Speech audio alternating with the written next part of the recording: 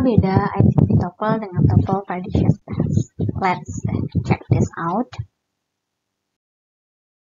Nah, sebelumnya kita harus tahu dulu apa sih TOEFL itu. TOEFL sendiri merupakan singkatan dari Test of English as Foreign Language atau tes bahasa Inggris sebagai bahasa asing. Nah, tes TOEFL ini digunakan untuk mengukur kemampuan bahasa Inggris dan biasanya dijadikan salah satu syarat untuk kuliah ke luar negeri ataupun melamar pekerjaan. Ada dua jenis TOEFL. Umumnya itu paper-based test yang menggunakan kertas atau menggunakan LJK gitu, dan kemudian ada yang internet-based test yang menggunakan komputer atau jaringan internet. Nah, di video ini saya membahas tentang jenis paper-based test.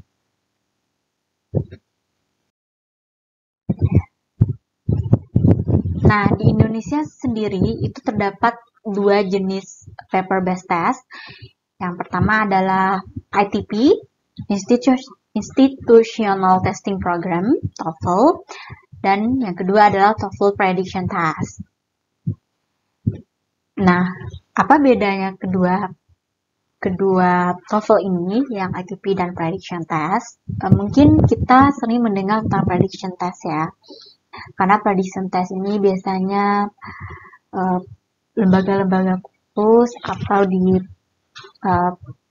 perguruan tinggi bisa membukanya. Tapi kalau untuk ITP tidak semua lembaga atau universitas bisa membukanya.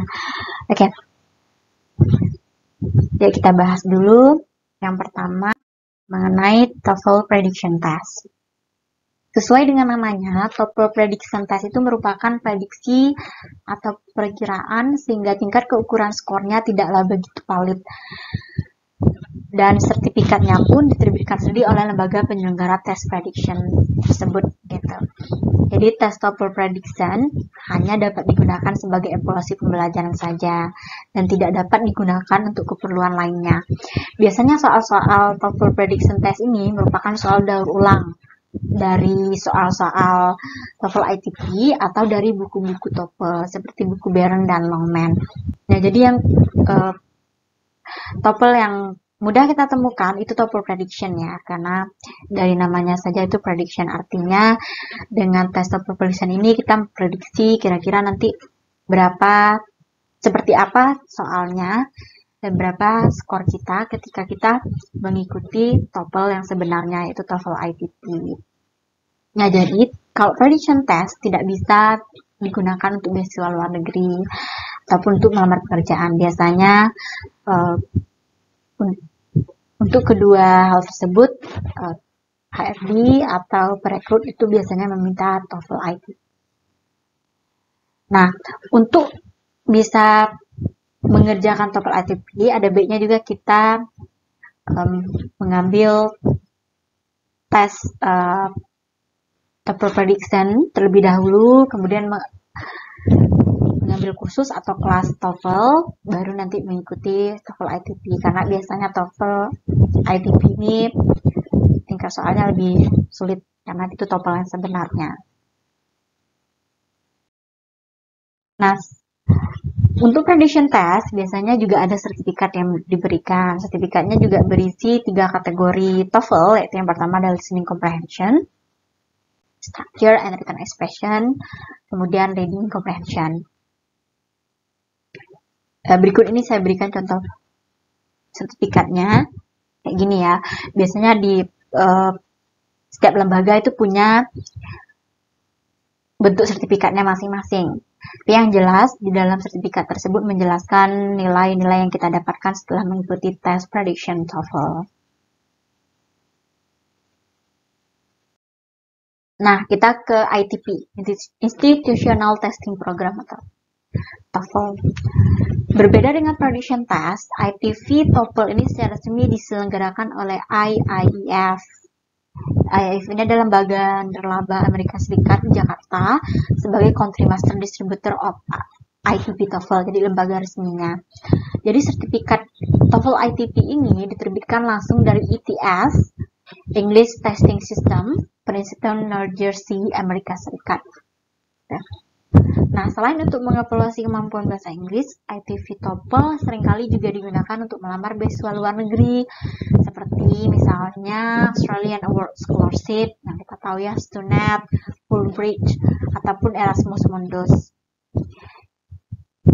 Akan tetapi, ITV TOEFL ini biasanya dapat digunakan untuk seleksi awal untuk syarat biasanya begitu yang menyertai portofolio.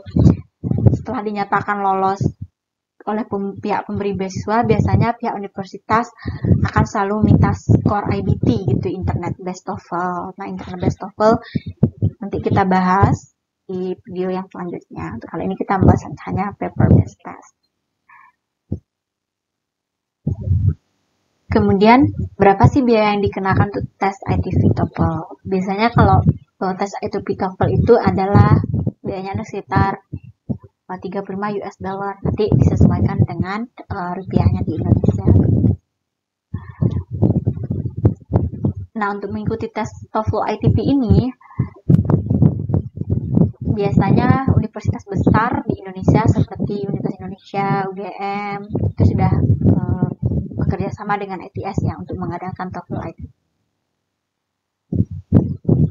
Nanti kalau mengikuti TOEFL ITP bisa searching di web di mana kota Anda berada dan mencari lembaga atau universitas mana saja yang telah bekerja sama dan menyelenggarakan TOEFL ITP. Biasanya language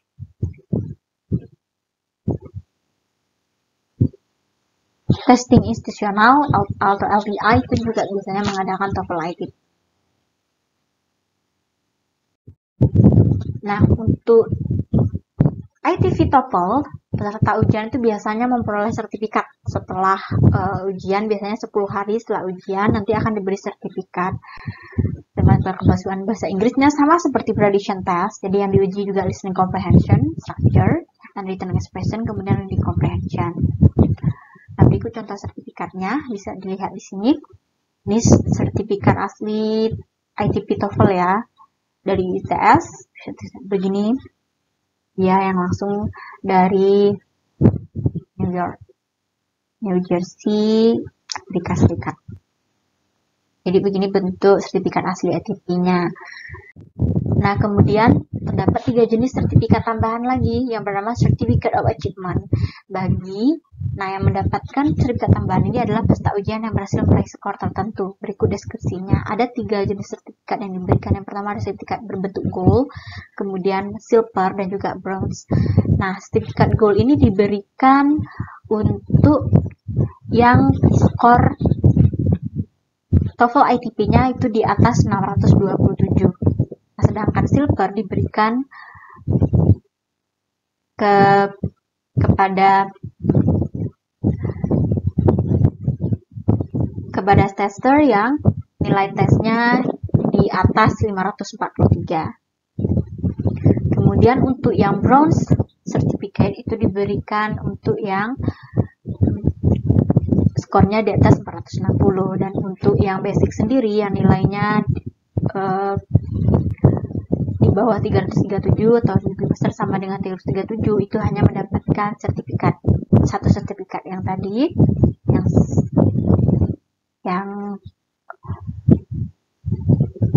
yang satu sertifikat saja yang di slide sebelumnya. Oke. Nah, sertifikat tambahan ITS ini jika mencapai skor tertentu, ya seperti di contoh ini ada 627 ya skornya. Ini mendapatkan sertifikat gold ini.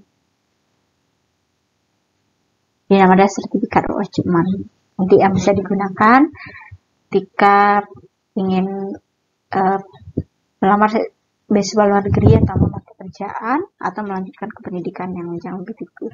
Biasanya di Indonesia sendiri, di universitas atau perguruan tinggi sekarang juga mengharuskan untuk lulus TOEFL baik sebelum ingin mendaftar ke perguruan tinggi atau nanti ketika kelulusan atau menjelang wisuda. Nah, biasanya untuk perguruan tinggi mereka tidak sampai mensyaratkan TOEFL ITP. Biasanya hanya prediction saja dengan skor tertentu tergantung dari kebijakan universitas tersebut. Oke, mungkin begitu penjelasan tentang beda TOEFL ITP dan TOEFL Prediction Test secara general.